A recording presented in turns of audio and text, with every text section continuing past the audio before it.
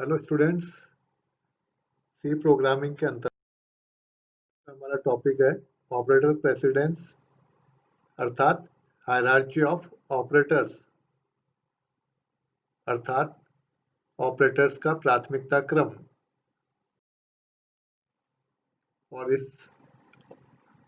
Operators के प्राथमिकता क्रम से हमारा क्या तात्पर्य है वो अब हम समझते हैं कि द प्रायोरिटी और precedence in which the operations in an expression are performed is called the hierarchy of operations.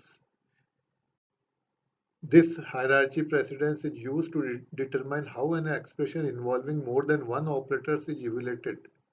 The operators at the higher level of precedence are evaluated first. मतलब यह है कि किसी भी एक्सप्रेशन में यदि एक से अधिक ऑपरेटर्स मौजूद हैं तो उनमें से कौन सा ऑपरेटर पहले हल किया जाएगा। जिस निश्चित क्रम में उन ऑपरेटर्स को हल किया जाता है वो क्रम उनका प्राथमिकता क्रम कहलाता है। क्योंकि कोई भी एक्सप्रेशन होगा तो उसमें निश्चित रूप से एक से अधिक ऑपरेटर्स मौजूद होंगे। अब एक से अधिक ऑपरेटर्स हैं तो पहले किसको हल करेंगे इसका एक निश्चित क्रम सी में डिफाइन किया गया है जिसे ही हम प्राथमिकता क्रम कहते हैं।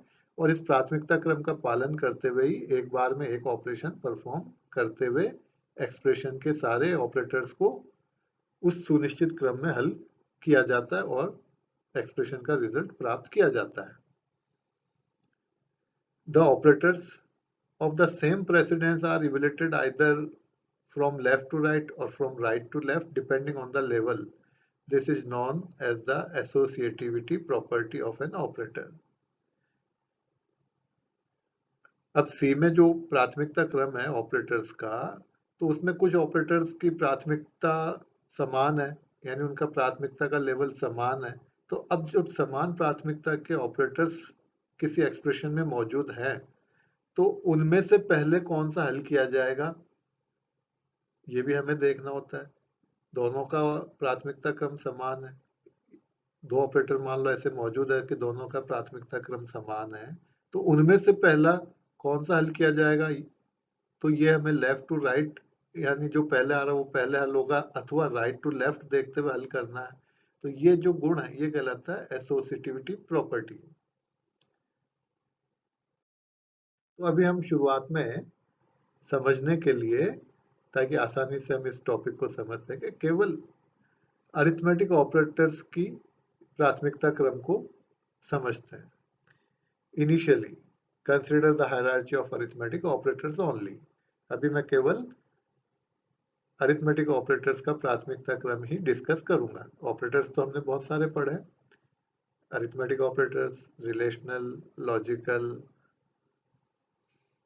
Assignment operator, increment decrement operators और भी अन्य बहुत से ऑपरेटर्स हैं। लेकिन अभी हम केवल अरिथमेटिक ऑपरेटर्स का प्राथमिकता क्रम देखते हैं। तो वो क्रम आपकी स्क्रीन पे दिखाई दे रहा है।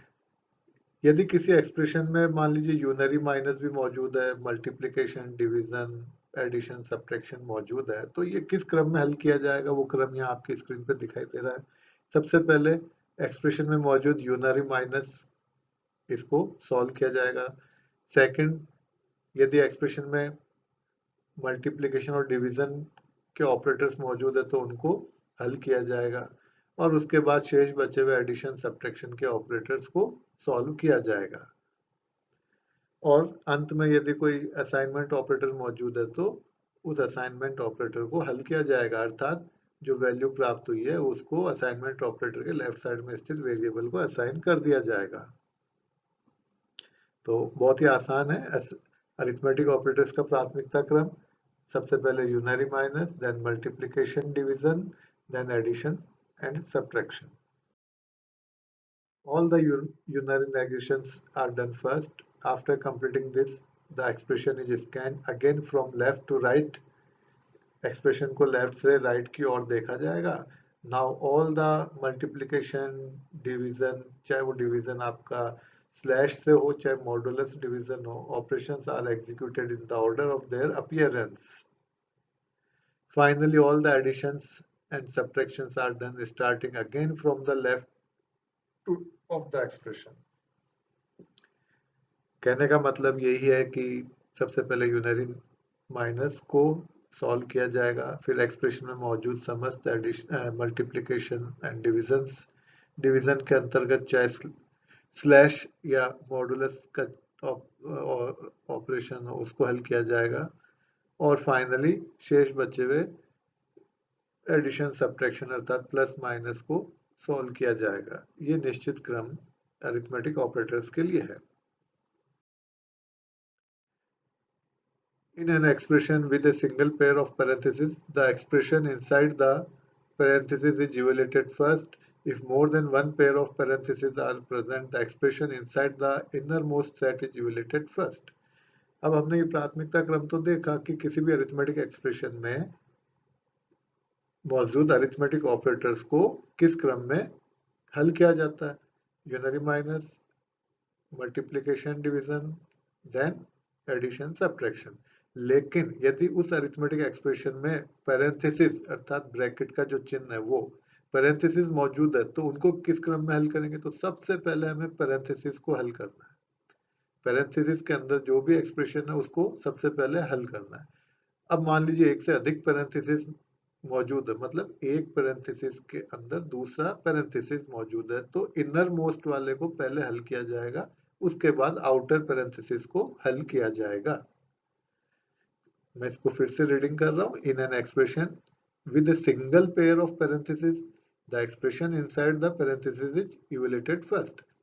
यदि कोई पैरेंथेसिस मौजूद है और उस पैरेंथेसिस के अंदर कोई एक्सप्रेशन है, तो सबसे पहले उस पैरेंथेसिस के अंदर मौजूद एक्सप्रेशन को सॉल्व किया जाएगा, इवैल्यूएटेड किया जाएगा।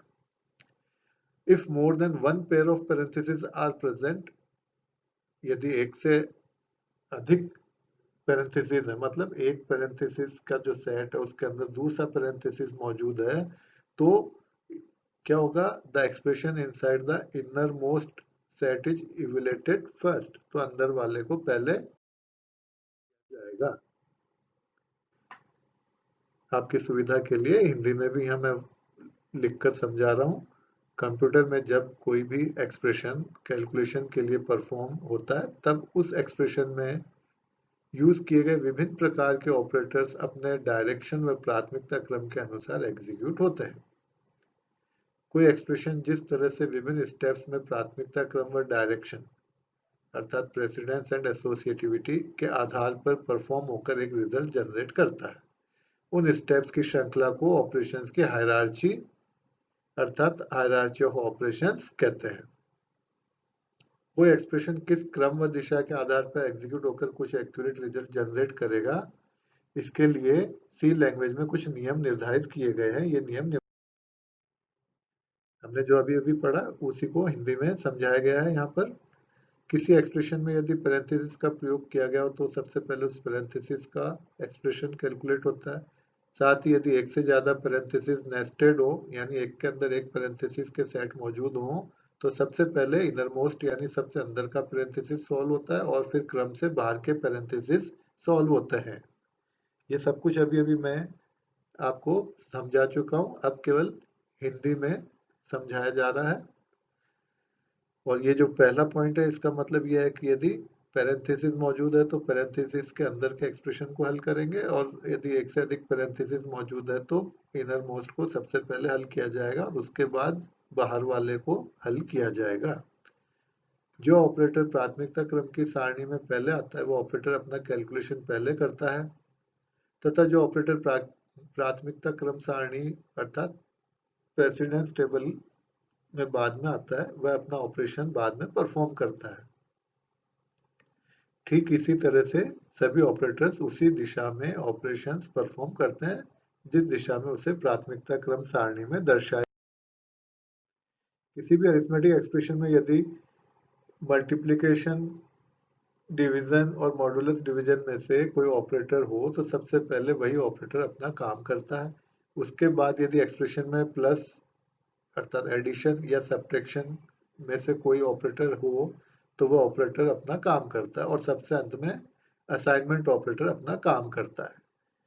अभी अभी मैंने बताया यदि अरिथमेटिक एक्सप्रेशन में मौजूद अरिथमेटिक ऑपरेटर्स का प्राथमिकता क्रम हम डिस्कस करें तो वो क्रम क्या होता है, यूनरी माइनस सबसे पहले हल होगा, उसके बाद मल्टीप्लिकेशन डिवीजन मॉडुलस डिवीजन को हल किया जाएगा, और सबसे अंत में उस एक्सप्रेशन में मौजूद एडिशन सब्ट्रैक्शन को हल किया जाएगा। और यदि कोई असाइनमेंट ऑपरेटर है तो फिर सबसे आखिर में उस असाइनमेंट ऑपरेटर की मदद से वेरिएबल को वैल्यू असाइन कर दी जाएगी। प्राथमिकता सारणी में हम देख सकते हैं कि केवल यूनरी व असाइनमेंट ऑपरेटर ही right to left operation perform करते हैं, बाकी शेष सभी ऑपरेटर्स लेफ्ट टू राइट दिशा में अपना काम करते हैं।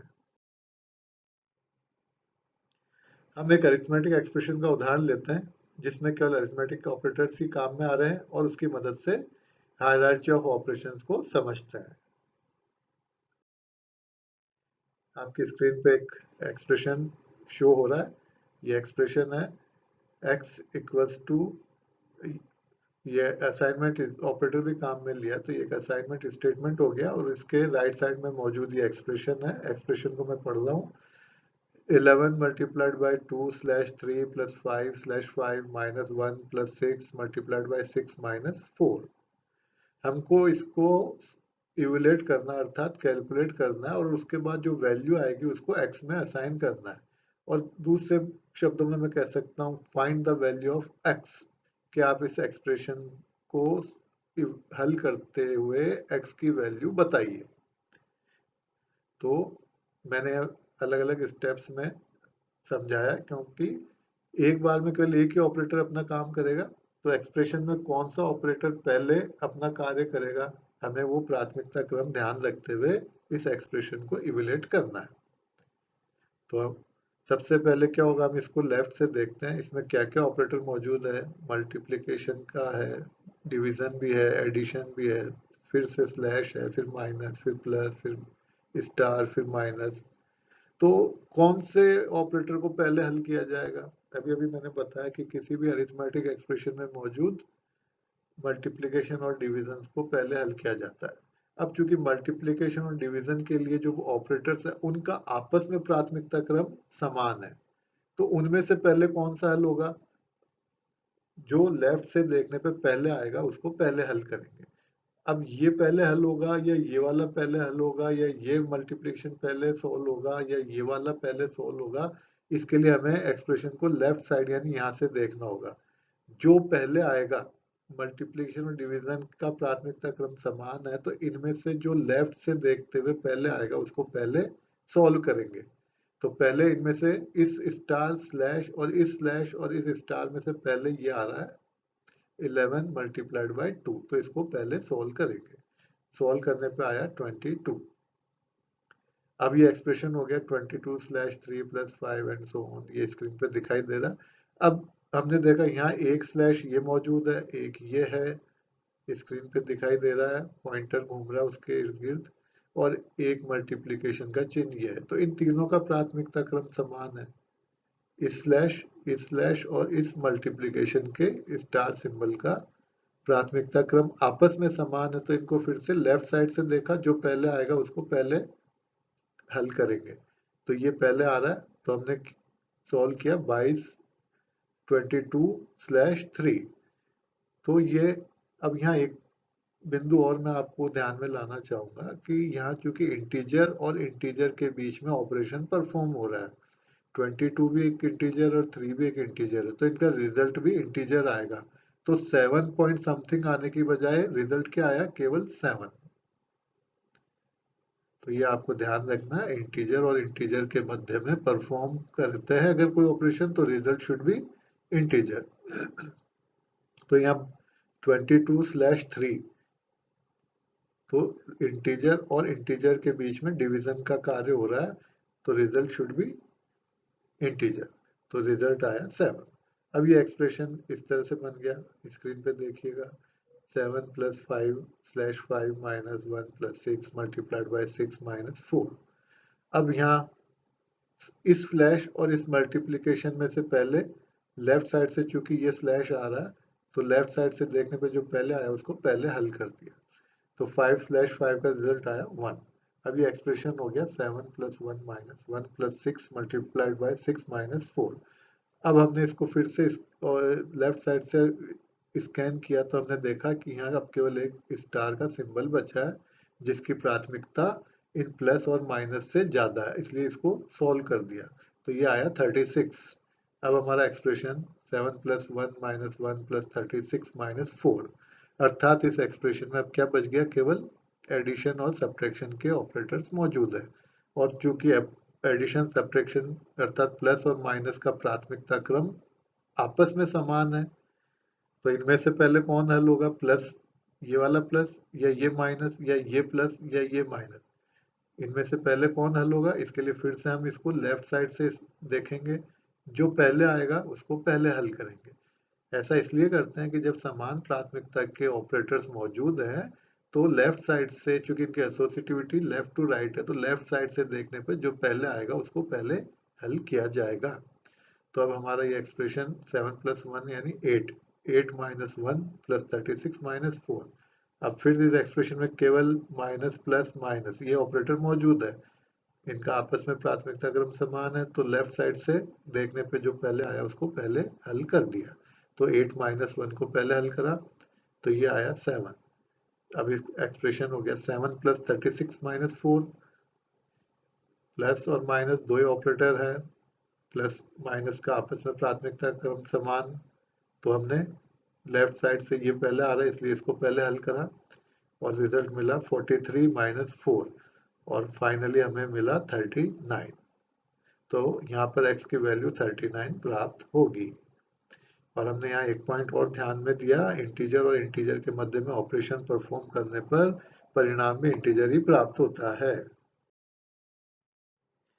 ये जो मैंने अभी एक्सप्लेन किया ये पूरा यहाँ लिखकर आपकी सुविधा के लिए इस स्लाइड्स में लिखकर समझाया गया है।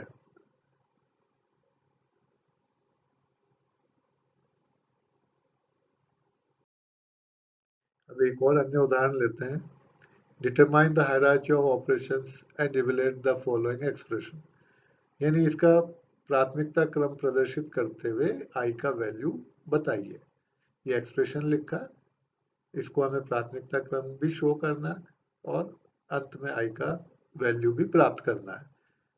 तो हम जैसा अभी पिछले उदाहरण में हमने किया था, हमने यहाँ देखा कि कौन कौन से ऑपरेटर मौजूद हैं। तो चूंकि अभी मैंने इनिशियली केवल अरिथमेटिक ऑपरेटर्स ही कंसिडर किए हैं, तो निश्चित रूप से इस एक्सप्रेशन में डिफरेंट टाइप्स के अरिथमेटिक ऑपरेटर्स मौजूद हैं। इनको देखा कौन कौन से हैं, इस मल्टीप्लिकेशन, डिवीजन, एडिशन, सब्ट्रैक्शन। तो इनमें सबसे उच्च प्राथमिकता किसकी है, मल्टीप्लिकेशन डिवीजन की, और मल्टीप्लिकेशन डिवीजन के आपस में समान है।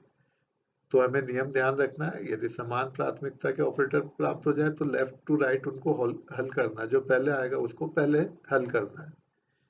तो अभी इस एक्सप्रेशन को हमने देख लिया, हमें पता चल गया ऑपरेटर्स कौन कौन से हैं, तो हमने हल करना शुरू करा। सबसे पहले मल्टीप्लिकेशन और डिवीजन को सॉल्व किया जाएगा, और बहुत सारे मल्टीप्लिकेशन डिवीजन यदि मौजूद है तो लेफ्ट से इस एक्सप्रेशन को देखा, लेफ्ट साइड से पहले जो आ रहा है उसको पहले हल करते हुए चलना है। तो सबसे पहले हमने हल किया 2 × 3 दैट इज 6 और एक्सप्रेशन को वापस लिख लिया। तो 6/4 + 4/4 + 8 - 2 + 5/8।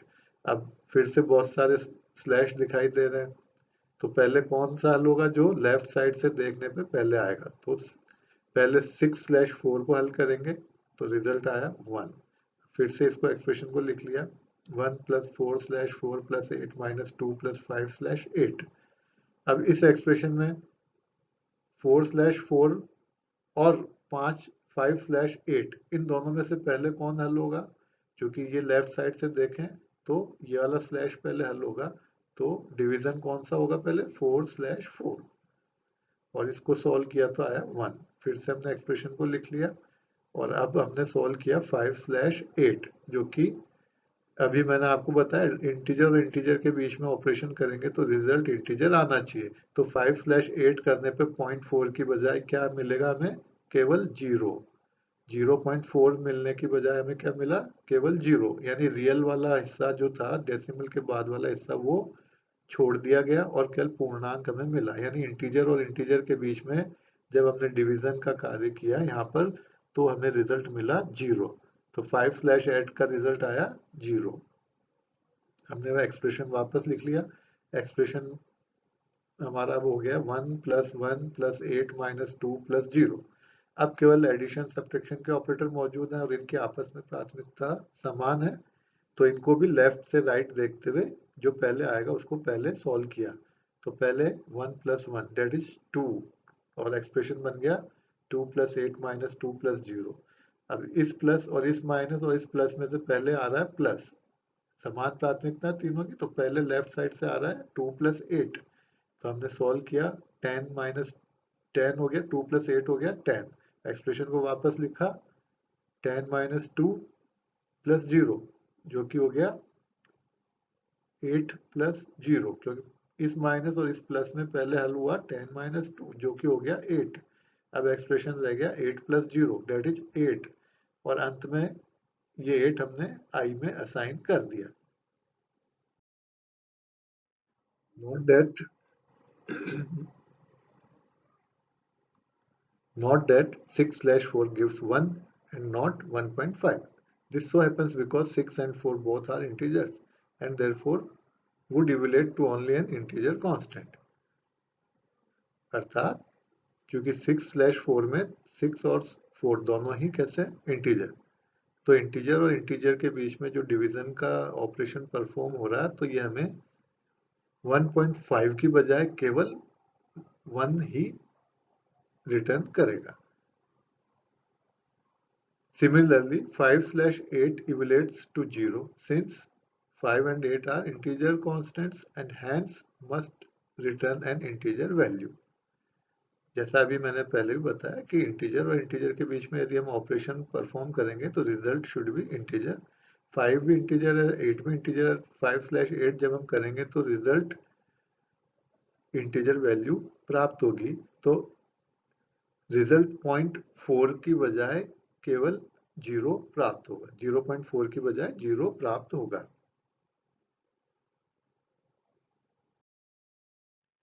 अब इसके बाद की अगली लेक्चर सीरीज में हम arithmetic operators in arithmetic expression पर आधारित और भी अन्य उदाहरण देखेंगे और साथ में hierarchy of unary operators, arithmetic operators, relational and logical operators को भी उदाहरण सहित समझेंगे।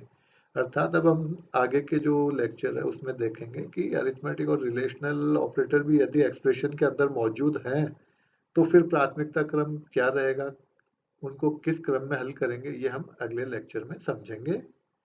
Thank you students.